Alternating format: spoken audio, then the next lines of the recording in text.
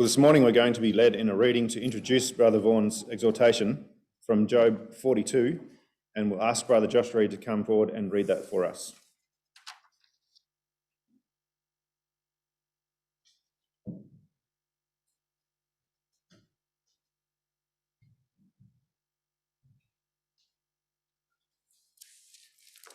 Reading together with you all, Job 42. Then Job answered the Lord and said, I know that thou canst do everything, and that no thought can be withholden from thee. Who is he that hideth counsel without knowledge? Therefore have I uttered that I understood not, things too wonderful for me, which I knew not. Hear, I beseech thee, and I will speak. I will demand of thee, and declare thou unto me. I have heard of thee by the hearing of the ear, but now mine eye seeth thee. Wherefore I abhor myself, and repent in dust and ashes.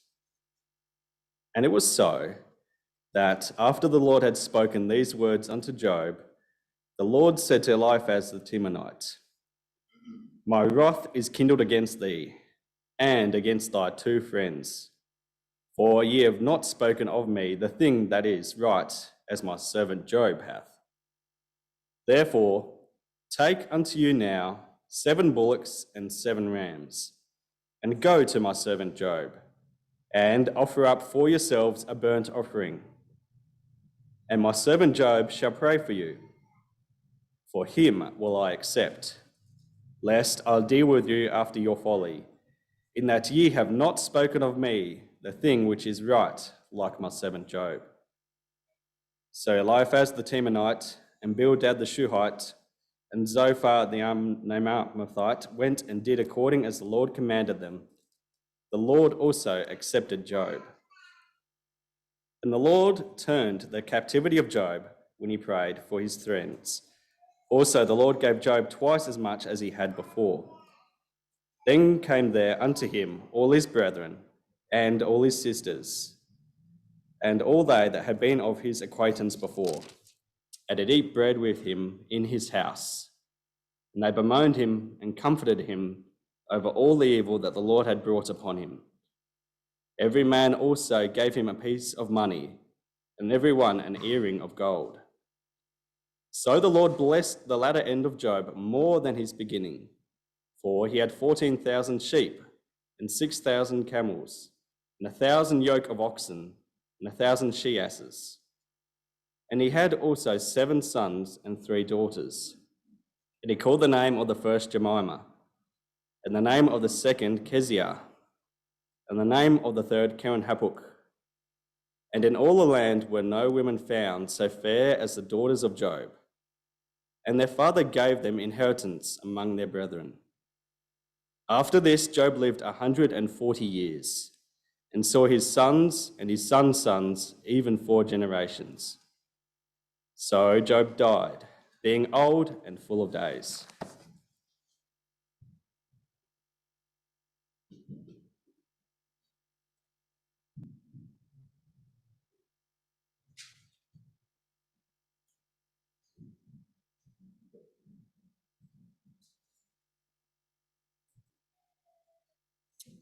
And it's now my pleasure to ask Brother Vaughan to come forward and to give us the word of exhortation.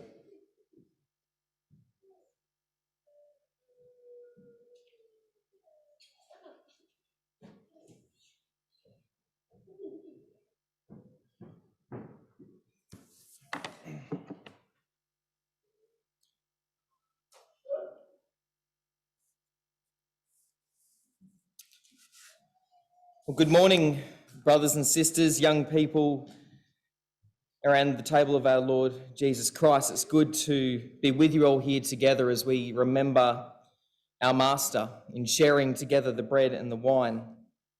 The last few weeks have been quite entertaining in our household. Percy has started to walk.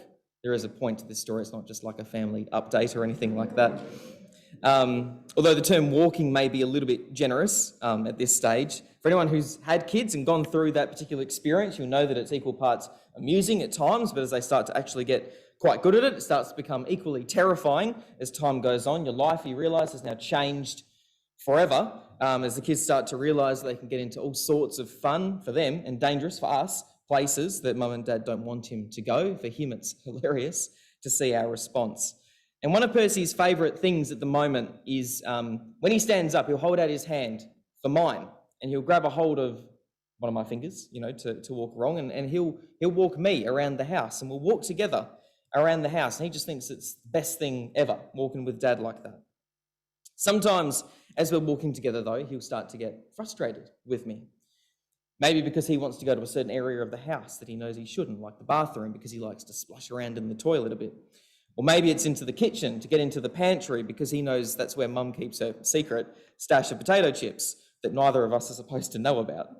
And I'm trying to steer him away from these areas, and I can tell you he gets very cranky when I try to do that. He gets so cranky about it, not getting his way, and after about like the 10th time that we've gone through this, I think both of us start to think we've had enough of this. We get a bit sick of it, and so we stop walking around together. And it got me thinking a little bit about the idea of being on a journey with someone.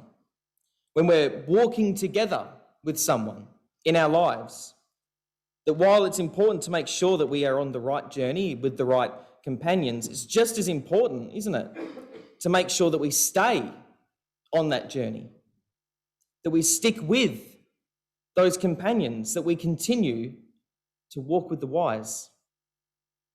And that's not always easy, is it?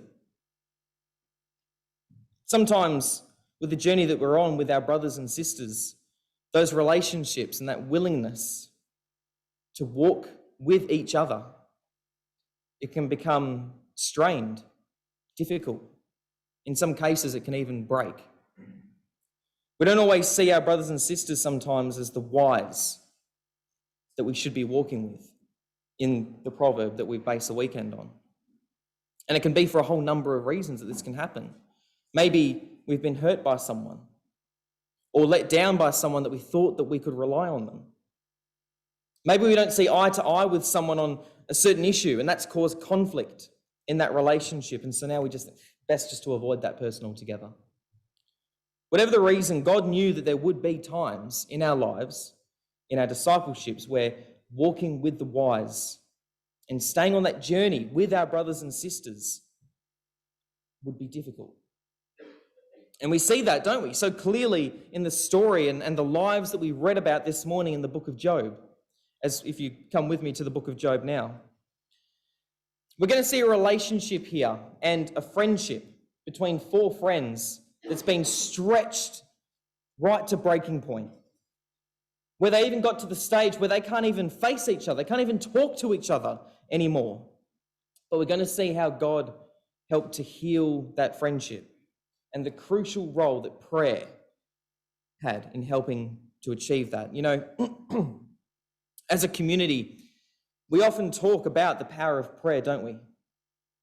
About how prayer can do so much in the life of a disciple, and just how important it is for us to communicate with our God, to cast our cares on him, and to pray for him for guidance, for strength in our lives. But if you're anything like me, the power of prayer has often been something that I've discussed, something I've talked about with other people, something that I've maybe studied in the Bible, than something that I've really known by experience.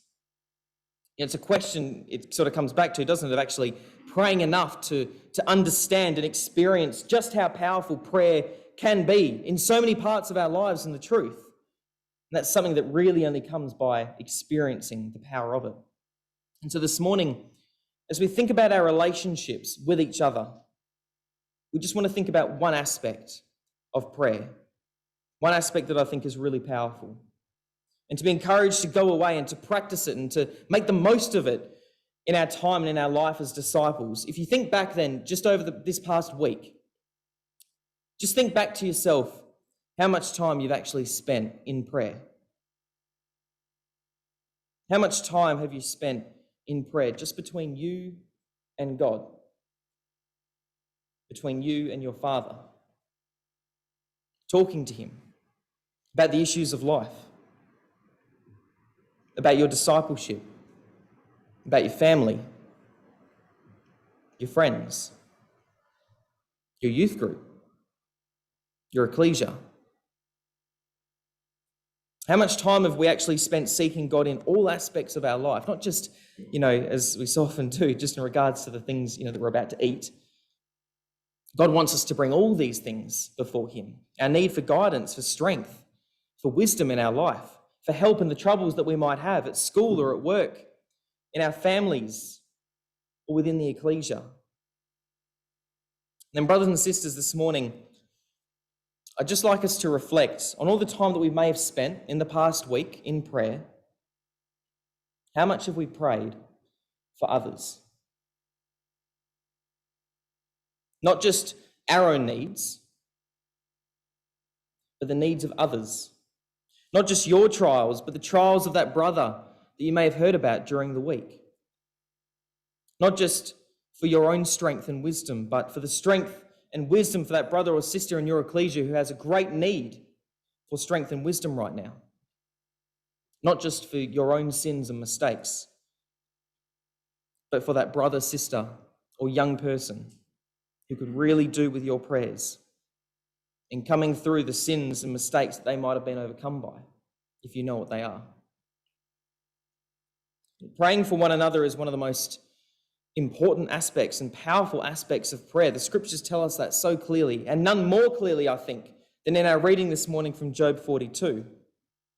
I think it teaches us this lesson so clearly, the importance that there is of praying for other people despite our own personal trials and our own personal difficulties. This is an amazing chapter, I think, in Job's life. Just think about, if you can, what happened in the life of Job leading up to chapter 42 that we just read. Think about all the things that have happened in this story so far, all the conversations that have gone backwards and forwards between brethren here. It's an intense story about pride. It's a story about humility. It's a story about trial and about learning in our lives. It's a story about communication between brethren. And I think some unexpected things happen in chapter 42. When we were reading through it, the way the chapter begins, it makes sense to us in that after all that's happened, Job is now going to be humbled under the mighty hand of God and by the words of God that he gave in chapters 38 to chapter 41. And you see the outcome of that in chapter 42, that Job's there and he's answering God. And he's understanding now that he can't do anything in his life, that God's ways and God's thoughts, they're so far above his own. And he's realized that he himself was caught in the same jaws of pride that the friends of his were. And we can see all of that now. You can see the massive blessing that this has brought in the sense that Job has learnt so much from this experience now that he's been humbled under the mighty hand of God. And it would make sense then in chapter 42 if those three friends of his would need to make some sort of amends for what they've done, for the things that they had said about God that weren't right, the things that they'd said about Job that weren't right. And so God requires them in verse 7 and 8 to offer sacrifices. And that's something that makes sense to us. The story is kind of following the process that we would expect. But then there's a request in there. There's an expectation that we read in Job 42 that, in my mind, I remember when this sort of was pointed out to me, it was quite surprising.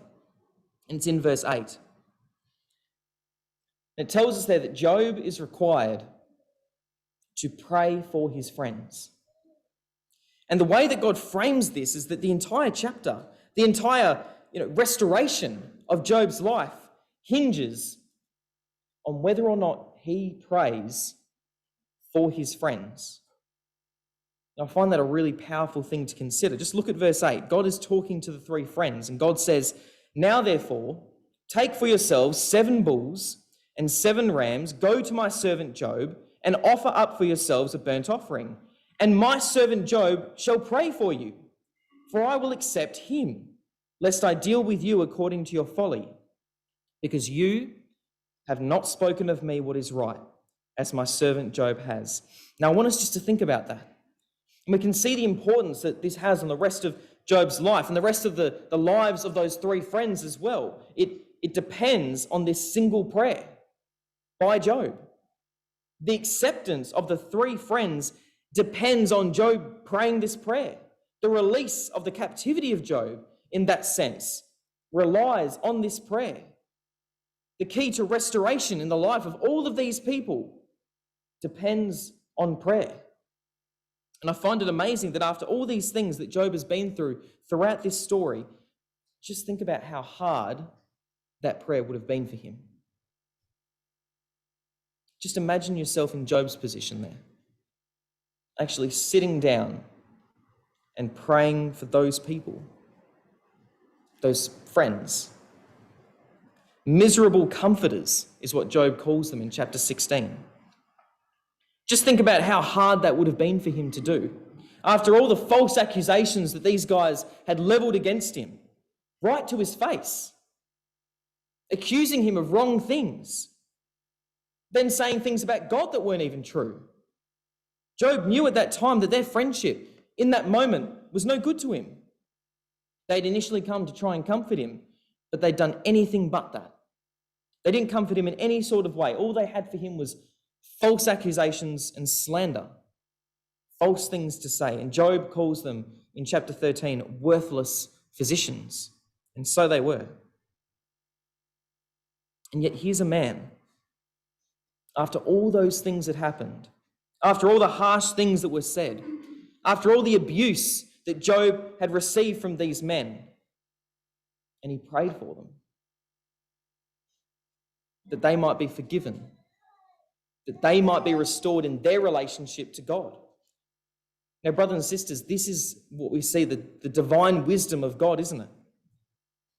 In knowing what was needed, the end of this really long and drawn-out process to repair the relationship in the lives of these men. You know, you would think that God might say to these men, pray to me, and that would be it.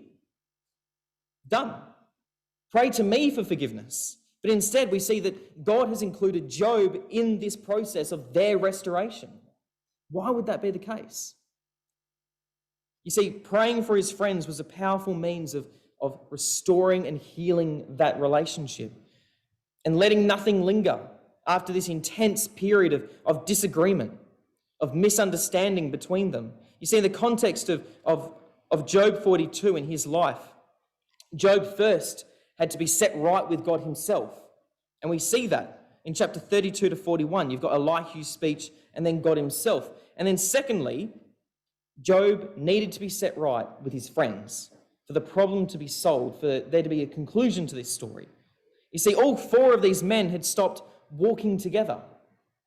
They were no longer walking with the wise, as it were.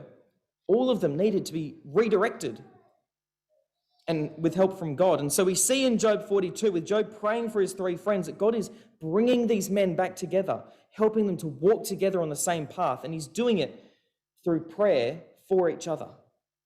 You know, I don't think you could be Job in chapter 42 and pray for your friends unless you were humbled to do so. Now, you couldn't sincerely pray for your friends and have a genuine care and concern for them if you didn't really feel that way, could you? The prayer of Job, it required humility on the part of the friends, but it also required humility on Job's part. And brothers and sisters, the amazing thing that comes out of Job 42 is that God has put prayer between us as brothers and sisters, as almost like a kind of divine psychology. If there's problems between you and another brother or sister, if you're finding it difficult to walk with the wise, prayer is the divine psychology that God has put in place to help us work through that problem. You see, you can't pray for other people's sins, for other people's failings and weaknesses if your own attitude is wrong. If you don't sincerely care for that person, if you don't sincerely want to see that person turned around. You see, when you pray for other people and you think about their mistakes and trials and sins, your own attitude starts to change. Just think about how easy it would have been for Job to speak critically of those friends. Just imagine home life for Job in years to come. Imagine how easy it would have been for Job to sit down with his family at the dinner table in those years to come with all his children there that he would later have and his wife. And he'd sit down at the dinner table and he'd turn to his wife and he'd say, do you remember what Bildad said to us when we were going through that difficult period all those years ago? Do you remember what he said? Those hurtful things about the children that we lost? What he said about me? What he said about our family? Do you remember how wrong he was in saying that? So easy to slip back into that sort of thinking, isn't it? And so naturally we do in situations like that, to think critically of the friends, to think how wrong they were and how right I was in that situation.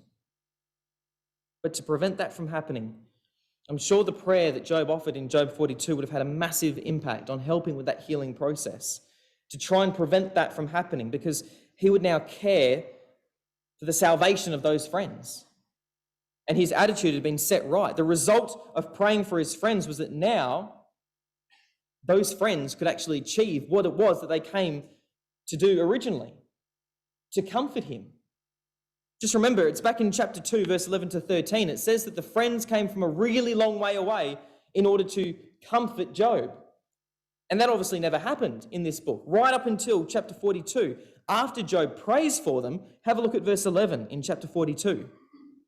After he prayed in verse 10, after God restored all his losses, it says in verse 11, then all his brothers, all his sisters, and all those who had been his acquaintances before, so that must include those three friends. So they're here in verse 11. All his brothers, all his sisters, all those who had been his acquaintances before came to him and ate food with him in his house, and they consoled him. And here's the initial objective of the three friends, and comforted him. For all the adversity that the Lord had brought upon him, each one gave him a piece of silver and each a ring of gold.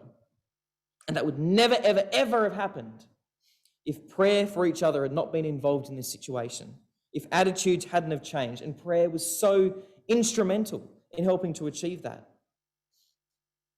What if God had asked Job to pray at the end of chapter 31 with the situation where it was at that particular point? I suspect if God had asked him, the prayer probably wouldn't have happened. Even if Job tried to make that prayer there at the end of Job 31. Job 31, it's right after Job's big speech about how he's done everything right, how he hasn't done anything wrong. And he challenges God to come down and answer for himself the things that has happened to Job in his life. But in the divine purpose of things, before Job could change his attitude towards those friends, he too had to be humbled before God himself. It required an attitude of humility on his own part. And so Job prayed for his friends only after he was set right with his God. You see, brothers and sisters, I want us to think about this morning. We can't pray for the faults of other people without first being keenly aware of our own faults. And here again is the divine genius, isn't it, of praying for brothers and sisters in our ecclesia, in helping us to maintain our spiritual partnerships with each other. You can't pray for the faults of other people without first being very aware of your own. And that's the divine psychology and the genius that comes into prayer like this. So we see an exhortation in Job 42 that praying for people that annoy you, praying for people that may have done something wrong by you, or maybe you're finding it difficult to walk with these people. It's an extremely important part of discipleship for changing your attitude. And brothers and sisters, if you're like me, you know how those little thoughts of annoyance, those little feelings of dislike can eat away at your mind, can't they? In your thoughts about other people. How do we get through that sort of situation in ecclesial life? How do we reconnect with those people who may have done wrong by us? How do we move past that feeling of dislike or annoyance towards that brother or sister who may irritate us in the way that they maybe treat us, the way that they talk to us? How do we solve those things? How can we rise above those things and join with that person again on our common journey? Surely, brothers and sisters, it's to pray for them, to pray for their needs, and for God to help restore your attitude towards them and maybe their attitude towards you. When we're praying for other people, it's a cleansing agent of extraordinary power. Just come across with me to James chapter 5. The exhortation that we've started to look at here, it continues, I think, from the life of Job into the epistle of James.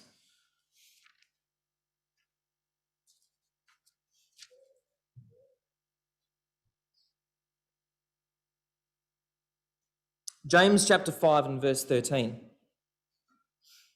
Here's the power of praying for other people, and I think it's amazing. James chapter 5 and verse 13. James writes here, "Is anyone among you suffering? Let him pray. Is anyone cheerful? Let him sing psalms. Is anyone among you sick? Let him call for the elders of the ecclesia and let them pray over him, anointing him with oil in the name of the Lord. And the prayer of faith will save the sick." Now, what are we talking about here in James chapter 5? Is he just talking about the physical infirmities that often appear in our ecclesias and in our brotherhood? Is that the only sickness that James is talking about here? What we'll see is that James must also be talking about the very real and true sickness that pervades through our brotherhood, that's through all of us, all our brothers and sisters, and us ourselves included. The sickness that sin brings to us. Now, James isn't just talking about a broken leg or the temporary removal of a physical ailment. James is talking about the sins that so often weigh us down. And in that context, have a look at verse 15. Verse 15. "The prayer of faith will save the sick, and the Lord will raise him up. And if he has committed sins, he will be forgiven. Confess your trespasses to one another and pray for one another that you may be healed. The effective, fervent prayer of a righteous man avails much." And he goes on into the example of Elijah, as we know. And of course, the whole purpose of Elijah, when he gave the prayer that he did, was because the nation that he was trying to help was spiritually sick at the time, wasn't it? That's why Elijah is used as an example here, to illustrate how powerful prayer can be. And in verse 19, it just emphasizes this even more. "Brethren, if anyone among you wanders from the truth, and someone turns him back onto the way, let him know that he who turns a sinner from the error of his way will save a soul from death and cover a multitude of sins." That's the sickness that James is talking about. And brothers and sisters, he's telling us, and I think we need to meditate and think on this point. He's telling us that praying for sick people, it will have an effect of healing in their life if it's a prayer of faith. And that's an incredible thing. It's almost saying that prayer can be miraculous in the lives of other people in the ecclesia, and I know that we've seen that amongst our ecclesias, amongst brothers and sisters in our ecclesias here in Perth. When we pray in faith for them, that's what James is saying here, verse 15. The prayer of faith will save the sick, and the Lord will raise him up. And have a look at verse 16. Confess your sins to one another. And when we know what those things are, what are we supposed to do? Pray for one another. Why? That you might be healed. That's miraculous. That's the power of prayer. And literally, prayer is powerful. That's what James is saying here. Because it can be used in the lives of other people when their faults have maybe overcome them, when they've fallen prey to sin, when they're sick in their own weakness. James is saying the spirit that ought to be amongst us, the spirit that ought to be in our ecclesias, the wise walking together towards God's kingdom, is a spirit of prayer, not criticism. Not ripping and pulling apart characters and calling someone out for every stumble on the journey that they might make, but praying for those who may have wandered from the path, from the way, who may have fallen into temptation, that they may be healed from that. That through prayer and active seeking, that we might be able to turn them back. Brothers and sisters, I wonder how often we practice that. It can be hard, really hard. But do we really believe that there is power in our prayers? A personal question for you is, what is your first reaction when you see a brother or sister or a young person fail? What's your first reaction when you hear the news of a brother or sister that may have made a terrible mistake in their life? Maybe they've made that mistake over and over again. What's our reaction to something like that when we hear it? What's our conversation like after the next Bible class? What kind of conversations occur in our homes concerning that brother or sister or young person? Maybe we need to take the context of James chapter 4, the chapter just before, and we can see that one of the issues that James is dealing with in the brotherhood at that time, it was this terrible issue of speaking evil of other brethren. It's mentioned in verse 11 of chapter 4. James says there, "Don't speak evil of one another, brethren. He who speaks evil of a brother and judges his brother speaks evil of the law and judges the law." So maybe it's a problem at this time of speaking evil of other brothers and sisters. That's not to say they should have just ignored everyone's sins and pretended these things don't happen. But he's trying to say, at least don't speak evil of people and judging them in the sense of condemning them and ripping apart their character and just making the situation so much worse. So what's the solution then to not speaking evil of one another? Surely it must be to pray for other people's sins and praying that they might be healed, that God might turn them around on their path, not praying that God will deal with them in the way that we feel they should be dealt with. They might be punished so that they might, learn the error of their ways, but actually that God will care for them, that they might receive salvation as well from the things that they've done. Brothers and sisters, the question that is at the heart of everything that we're talking about this morning is, do we really love our brotherhood? And I'm not talking about the institution of it, but the people that we are walking with together. Do we love our ecclesias? Do we love those brothers and sisters who may have messed up in their lives and fallen prey to sin? Do we want to see them corrected and turned around and brought back to the path of truth? Brothers and sisters, I feel really strongly about this, and I'm sure you do as well, that in the brotherhood worldwide, and very much so here in Perth, that there are things that we definitely need to be praying for. But isn't it true at times, at least speaking for myself, that we tend to talk more about other people's sins than to pray for them? Praying for other people helps both the parties who are involved.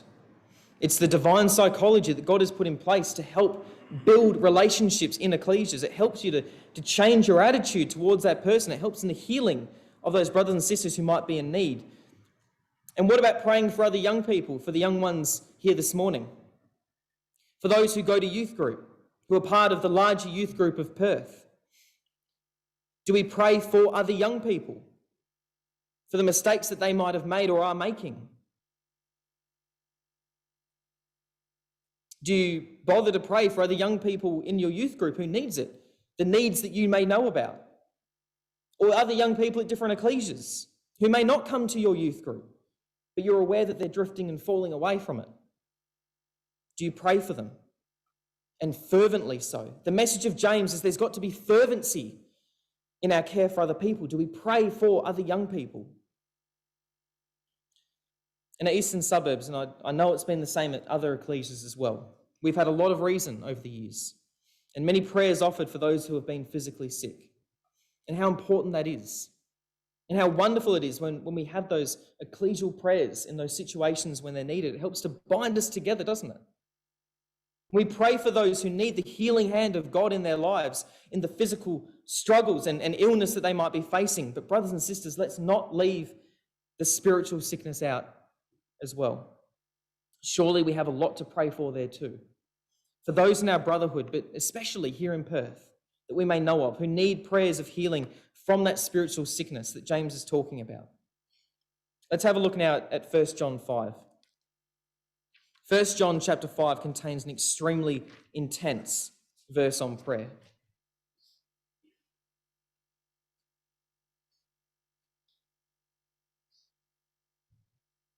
First John 5, it's a verse that we often refer to in our first principles classes, and we refer to it when we talk about prayer. And it's an awesome statement on the comfort that we can have in prayer. 1 John 5, and we're looking at verse 14. Verse 14, now this is the confidence that we have in him, that if we ask anything according to his will, he hears us. Now that verse on its own, without even looking at the context, is an awesome verse on the power of prayer, because it says that we have confidence in God, that whatever we pray for according to his will, and we can work out what God's will is by reading his word, if we ask things according to his will in faith, with fervency, like James says, we can be comforted and confident to know that he hears that prayer. He definitely hears us. Now, how he answers, this is like how Elihu said in his speech to Job, God may speak in one way, or he may speak in another way, and we need to be listening and perceptive to what that answer might be. But at least we know with absolute confidence that God hears the prayers that we make for what we're asking for. And now we're going to look at the context of this verse, because it's so powerful and it ties in exactly with what we're talking about this morning. Now, for ages, I just took this verse out of context. But you have to ask the question, what is John talking about here? What's he asking for? Now, this is the confidence that we have in him, that if we ask anything according to his will, he hears us. What's he talking about? What are these requests that he's talking about? This is awesome. Verse 15. And if we know that he hears us, whatever we ask, we know that we have the petitions that we've asked of him. Well, what are the petitions? What is he talking about? Verse 16. If anyone sees his brother sinning a sin which does not lead to death, he will ask, and he will give life for those who commit sin not leading to death. There is sin leading to death. I do not say that he should pray about that. All unrighteousness is sin, and there is sin not leading to death. So, brothers and sisters, the context of that powerful verse on prayer, the petitions that John is talking about there, the confidence that we can have that God hears our prayers, it's all about praying for the sins of other people. If anyone sees his brother sinning a sin that does not lead to death, he will ask, and he will give him life for those who commit sin not leading to death. And the question arises in your mind, well, what is this sin that's not leading to death? And I think clearly from the context of the entire letter of John, the sin not leading to death, it would seem to be, are those sins of brothers and sisters who are trying to follow Christ, who are trying to be found in him. The sins that do lead to death are the sins of people in the world, those who don't know God, those who have rejected him outright, who have blasphemed against him. You know, Jeremiah was told by God at least 3 times, don't pray for these people because I won't hear you. They've gone too far. They've openly spit and rejected me. Those are sins that do lead to death, turning away from God permanently. But don't forget that our brothers and sisters, including ourselves as well, all of us sin sins that ultimately by God's mercy and by his grace will not lead to death. And we should pray about those for correction, for leading back to life, back to God himself. And so a message that we can take from what John is saying is that when you really think about this idea of praying for other people and the power that's there and everything that James was talking about, that it's healing for people, isn't it true then that it's extremely selfish not to pray for other people? You know, I think about that for myself when I can't be bothered even to pray for myself, let alone other people.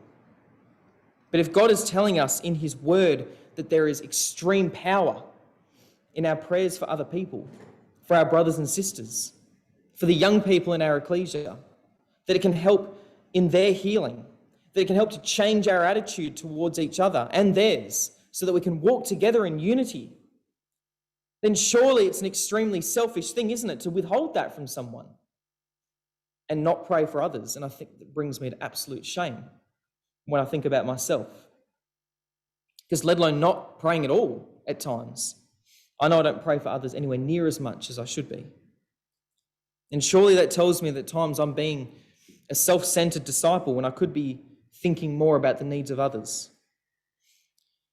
And this just brings us to a quick thought on gossip, because I think it's a really important thing for us to think about in this context.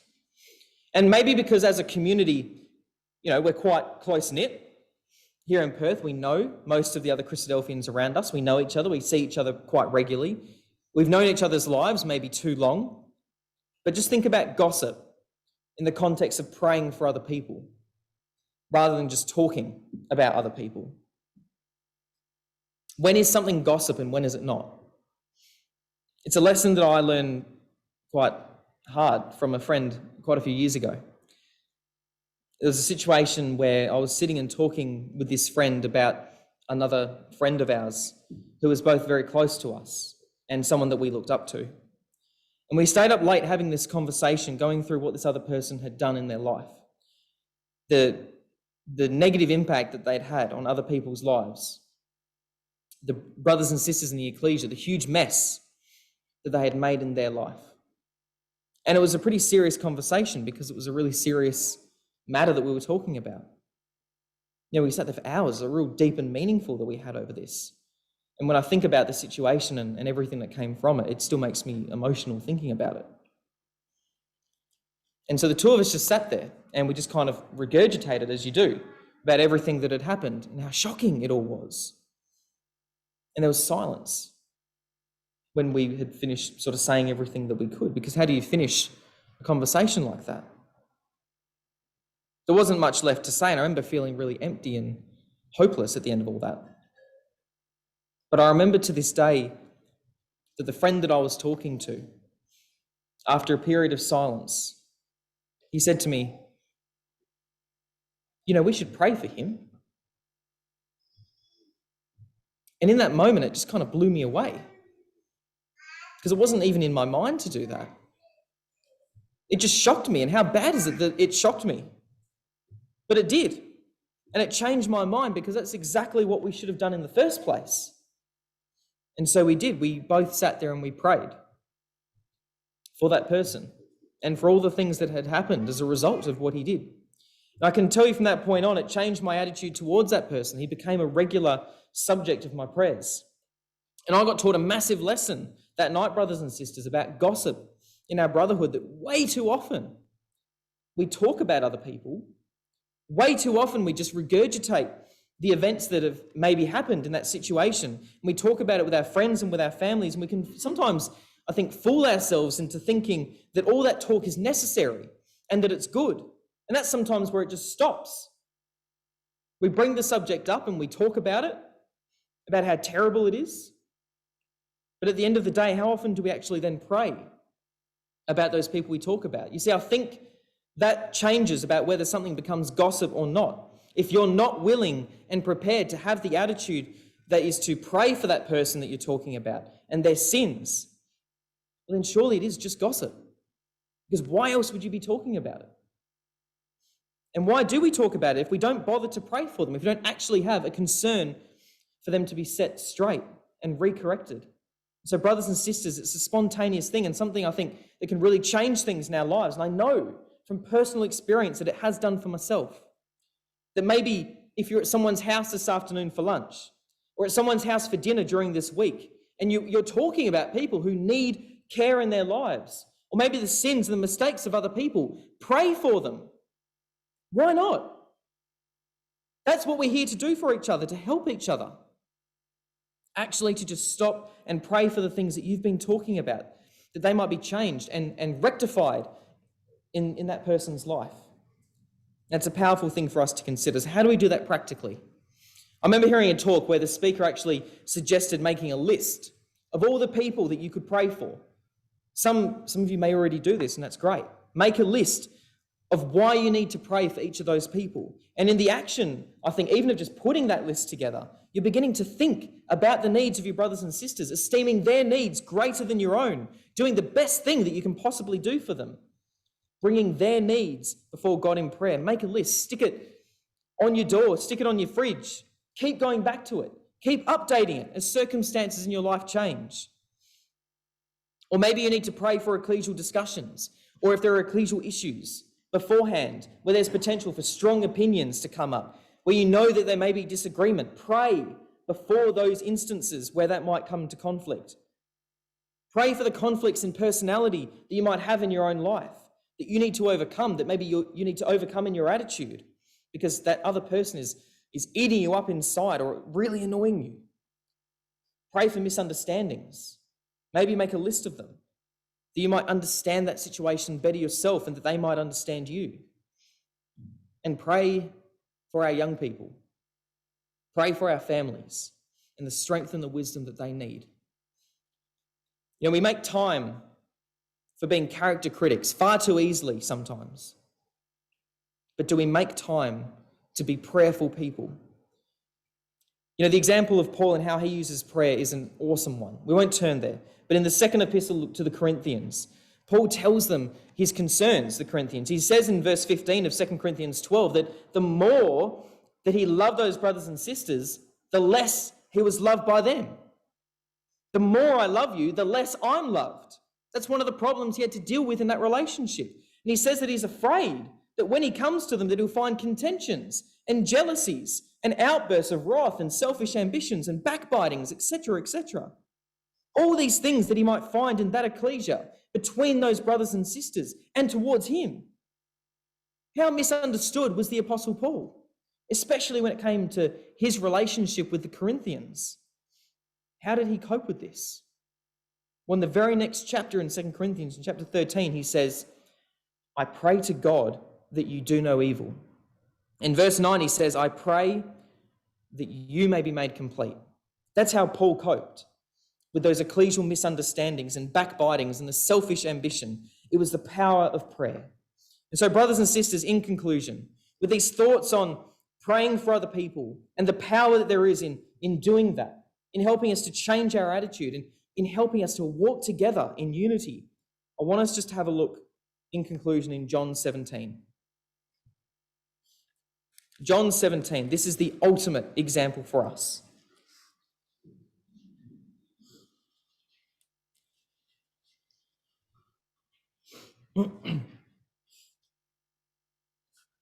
In verse 9 of John 17, this is, of course, the prayer of our Lord Jesus Christ that he is praying to his Father in his final hour. And in verse 9, he says, I pray for them. That's his disciples he's talking about. I do not pray for the world, but for those whom you have given me, for they are yours. I think that's the spirit of 1 John 5. And so John says that that Jesus prays for his disciples, that he prays for his brothers and sisters in that moment. And what did he pray for his brothers and sisters? Verse 11. Now I am no longer in the world, but these are in the world, talking about his disciples. And I come to you, Holy Father, keep through your name those who you have given me. Why? That they may be one as we are. Now that, brothers and sisters, is the entire spirit of Jesus Christ. He's praying for his disciples that they might be one, just as he and his Father were. That's the essence of our prayers for other people in our ecclesia and our youth group, isn't it? At least it should be. If we don't want a brother or sister to be one with the ecclesia, then don't pray for them. In fact, sometimes I think that's the spirit that sometimes comes across in the way that we talk, that we'd actually prefer for them not to be one with us.